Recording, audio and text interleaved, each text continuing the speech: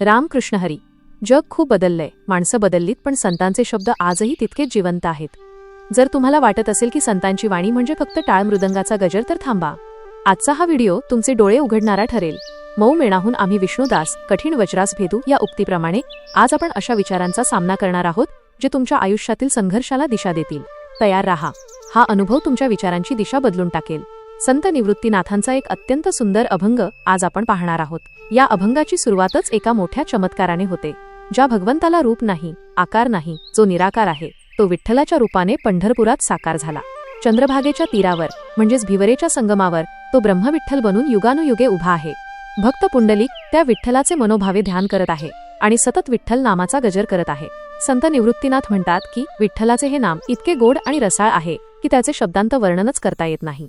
हे नाम म्हणजेच शुद्ध आणि सोज्वळ ब्रह्म आहे. आजचा माणूस सतत कोणत्या ना कोणत्या सुखाच्या मागे धावतो आहे, पण त्याला विश्रांती मिळत नाही. या अभंगाचे आपल्या जीवनातील सर्वात मोठे महत्त्व म्हणजे तो आपल्याला खऱ्या विश्रांतीची म्हणजेच आत्मिक शांततेची ओळख करून देतो.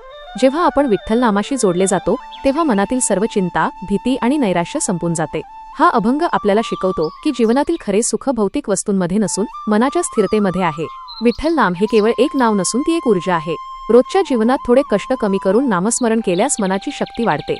भक्त पुंडलिकाप्रमाणे आपले लक्ष नेहमी एकाच ध्येयावर केंद्रित असायला हवे. तो परब्रह्म जर विटेवर उभा राहू शकतो तर आपणही आपल्या जीवनात नम्रता ठेवायला हवी. हा अभंग केवळ ऐकण्यासाठी किंवा गाण्यासाठी नाही, तर तो आचरणात आणण्यासाठी आहे. तुमच्या जीवनात सकारात्मक बदल घडवण्यासाठी तुम्ही दररोज केवळ 10 मिनिटे शांत बसून विठ्ठल नामाचा जप करा.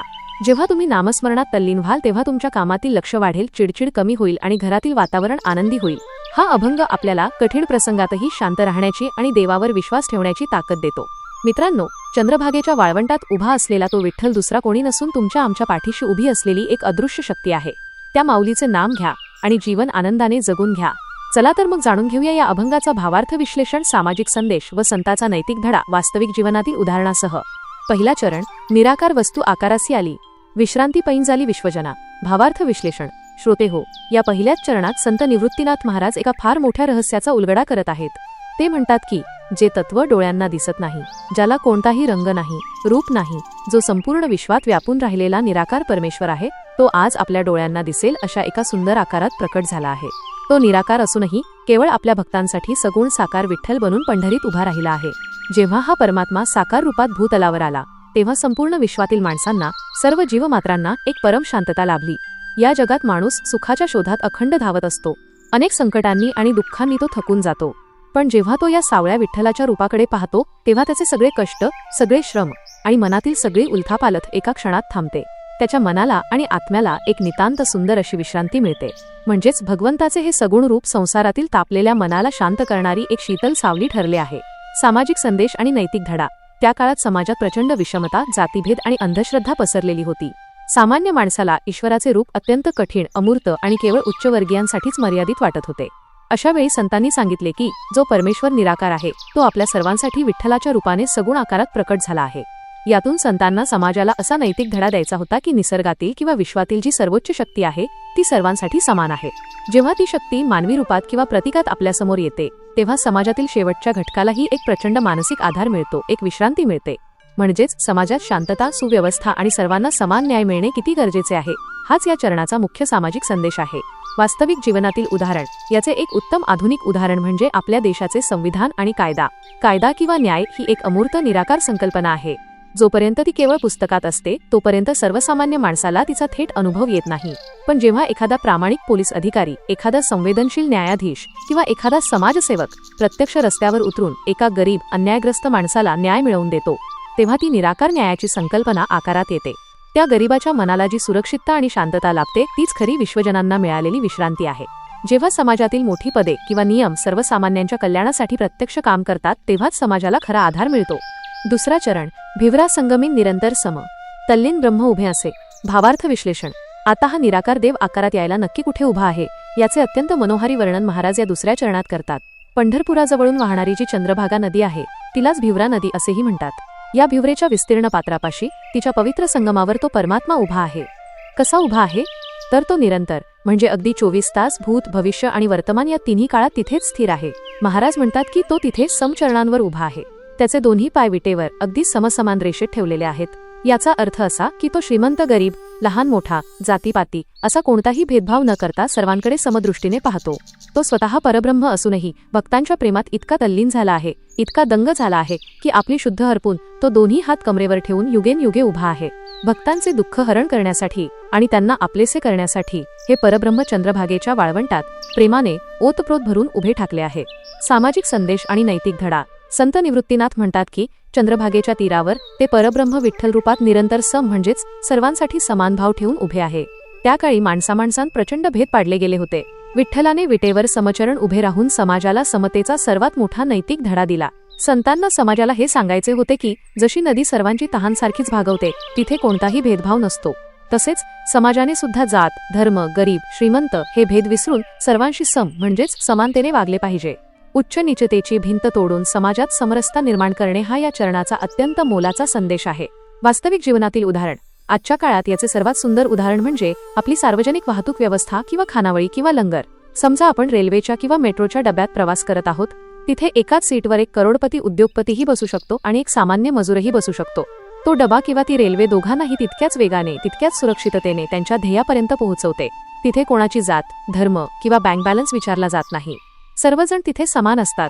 जेव्हा समाज अशा प्रकारे कोणत्याही भेदाशिवाय एकत्र येतो आणि एकमेकांचा आदर करतो, तेव्हा तिथेच खऱ्या अर्थाने समतेचे ब्रह्म उभे राहते. तिसरा चरण. पुंडलिक ध्याये पुढत पुढती सोये. विठ्ठल हेंची गाये संकीर्तनी. भावार्थ विश्लेषण. श्रोते हो, देव पंढरपुरात आला तो स्वतःहून आला नाही, तर त्याला खेचून आणणारे भक्ताचे प्रेम होते. ते महान भक्त म्हणजेच भक्तराज पुंडलिक. या तिसऱ्या चरणात महाराज पुंडलिकाच्या भक्तीचा महिमा गातात. भक्त पुंडलिक समोर बसून सतत वारंवार त्याच एका परमात्म्याचे ध्यान करत आहे. त्याचे चित्त विठ्ठलाच्या रूपाखेरीज इतर कुठेही जात नाही. तो पुन्हा पुन्हा त्याच परमतत्वाचा शोध घेत आहे आणि त्याच्याशी एकरूप होत आहे. पुंडलिक केवळ डोळे मिटून ध्यान करत नाही, तर तो मुखाने सुद्धा विठ्ठल नामाचा जयघोष करत आहे. त्याच्या कीर्तनात, त्याच्या भजनात केवळ आणि केवळ विठ्ठल हे एकच नाव ऐकायला येत आहे. भक्त पुंडलिकाची हीच भक्तीची रीत होती की त्याने देवाचे नाम आणि देवाचे रूप आपल्या हृदयात कायमचे साठवून ठेवले. भक्ताने केलेल्या या नामसंकीर्तनामुळे आणि अखंड ध्यानामुळेच तो परमात्मा पंढरी सोडून कुठेही जाऊ शकला नाही आणि तिथेच खेळून राहिला. हाच या चरणाचा खरा महिमा आहे. सामाजिक संदेश आणि नैतिक धडा. भक्त पुंडलिकाने आपल्या आईवडिलांची सेवा केली आणि त्या सेवेमुळे साक्षात ईश्वर त्याच्या दारात उभा राहिला. संतांना यातून समाजाला कर्तव्याचा आणि कौटुंबिक मूल्यांचा अत्यंत महत्त्वाचा नैतिक धडा द्यायचा होता. त्या काळात अनेक लोक संन्यास घेऊन संसार सोडून जंगलात निघून जात होते. संतांनी सांगितले की समाज सोडून पळून जाण्याची गरज नाही. आपली नैतिक कर्तव्ये पार पाडणे, आई वडिलांची, वृद्धांची सेवा करणे आणि समाजात राहून सत्कर्म करणे हीच खरी भक्ती आहे. पुंडलिक सातत्याने ज्या सोयीचा म्हणजेच सन्मार्गाचा ध्यास घेतो आहे, तो मार्ग म्हणजे कर्तव्याचा मार्ग आहे. वास्तविक जीवनातील उदाहरण. आजच्या धावपळीच्या युगात याचे उत्तम उदाहरण म्हणजे आपले डॉक्टर्स आणि सैनिक. एखादा डॉक्टर जेव्हा आपल्या कौटुंबिक सुखाचा त्याग करून रात्रंदिवस रुग्णालयात राहून रुग्णांचे प्राण वाचवतो, तेव्हाच तो एक प्रकारे पुंडलिकासारखीच सेवा करत असतो. रुग्णाची सेवा करणे हेच त्याचे विठ्ठल नाम असते. तसेच सीमेवर उभा असलेला सैनिक स्वतःच्या घरादाराचा विचार न करता देशाच्या रक्षणाचा ध्यास घेतो. ही जी कर्तव्याची पराकाष्ठा आहे, तीच खरी भक्ती आहे. आपल्या वाट्याला आलेले काम अत्यंत प्रामाणिकपणे आणि सेवेच्या भावनेने करणे, हाच पुंडलिकाचा संदेश आजच्या समाजाने पाळणे गरजेचे आहे. चौथा चरण. निवृत्ती संकीर्तन. ब्रह्म हे सोज्वळ, नाम हे रसाळ अनिर्वाच्य. भावार्थ विश्लेषण. अभंगाच्या या शेवटच्या आणि अत्यंत महत्त्वाच्या चरणात संत निवृत्तीनाथ महाराज आपल्या अनुभवाचे अमृत आपल्या समोर ठेवतात. ते म्हणतात की या विठ्ठलाचे संकीर्तन करणे, त्याचे नाम गाणे म्हणजेच त्या सोज्वळ, अत्यंत शुद्ध आणि पवित्र असलेल्या परब्रह्माचा प्रत्यक्ष अनुभव घेणे होय. विठ्ठल हे नाव केवळ एक शब्द नाही, तर ते साक्षात ब्रह्म आहे, जे मनाला आणि बुद्धीला अत्यंत निर्मळ आणि प्रकाशमान करते, असे हे सोज्वळ रूप आहे. महाराज पुढे म्हणतात की हे विठ्ठल नाम इतके रसाळ आहे, इतके गोड आहे की त्याची गोडी शब्दांत सांगणे अशक्य आहे. म्हणूनच त्यांनी अनिर्वाच्य हा शब्द वापरला आहे. अनिर्वाच्य म्हणजे ज्याचे वर्णन करायला जगातील सर्व भाषा आणि शब्द कमी पडतात.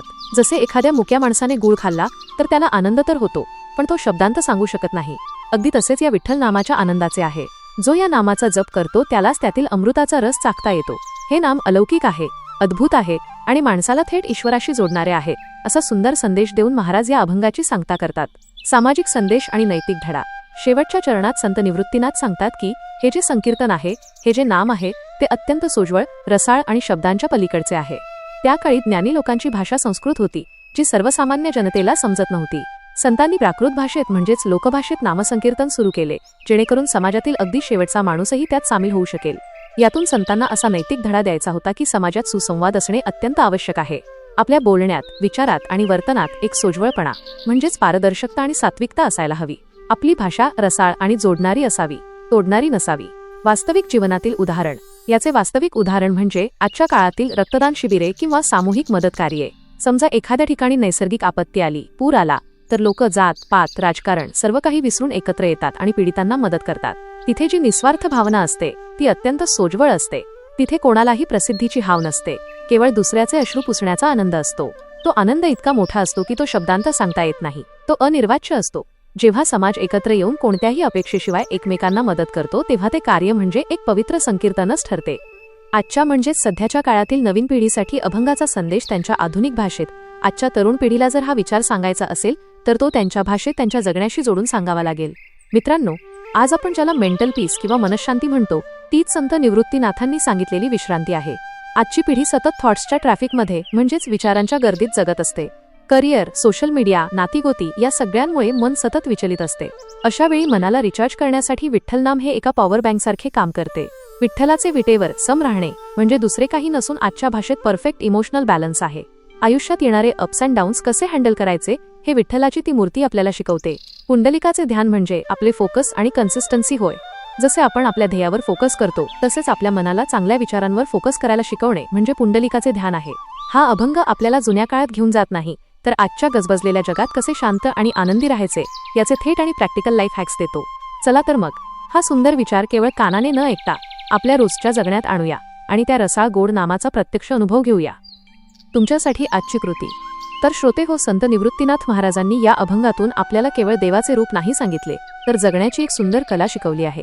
तो निराकार देव जर विटेवर शांत उभा राहू शकतो तर आपण आपल्या मनातील वादळांना शांत का करू शकत नाही. आज या निमित्ताने आपण सर्वांनी एक छोटीशी कृती करायची आहे. दिवसातून किमान 5 मिनिटे मोबाईल बाजूला ठेवून अगदी शांत बसा. तुमच्या आयुष्यात चालू असलेल्या सर्व चांगल्या वाईट गोष्टींचा विचार सोडून द्या. स्वतःला चंद्रभागेच्या तीरावरील विठ्ठलासारखे स्थिर अनुभवा. मनामध्ये कोणत्याही एका चांगल्या विचाराचे किंवा देवाच्या नावाचे संकीर्तन करा. तुम्हाला जाणवेल की तुमच्या मनातील सर्व थकवा दूर झाला आहे आणि एक अद्भुत विश्रांती तुम्हाला मिळाली आहे. चला तर मग आजपासूनच या शांततेचा अनुभव घ्यायला सुरुवात करूया. धन्यवाद प्रेक्षक हो. संत निवृत्तीनाथांचा हा अभंग आपल्याला केवळ देवाचे नाव घ्यायला सांगत नाही तर समाजात समता कशी आणावी, आपली कर्तव्ये कशी पार पाडावीत आणि एकमेकांशी सोज्वळतेने कसे वागावे याचा एक महान सामाजिक आणि नैतिक धडा देतो. आजच्या काळातही या विचारांची समाजाला तितकीच गरज आहे. संतांची वाणी ही केवळ शब्द नसून ते जगण्याचे अमृत आहे. भावार्थ संतवाणीच्या माध्यमातून हाच अमृतकण तुमच्यापर्यंत पोहोचवण्याचा माझा छोटासा प्रयत्न आहे. तुमची सोबत अशीच राहू द्या. कमेंटमध्ये रामकृष्ण हरी लिहायला विसरू नका. पुंडलिक वरदा हरी विठ्ठल. श्री ज्ञानदेव तुकाराम. पंढरीनाथ महाराज की जय.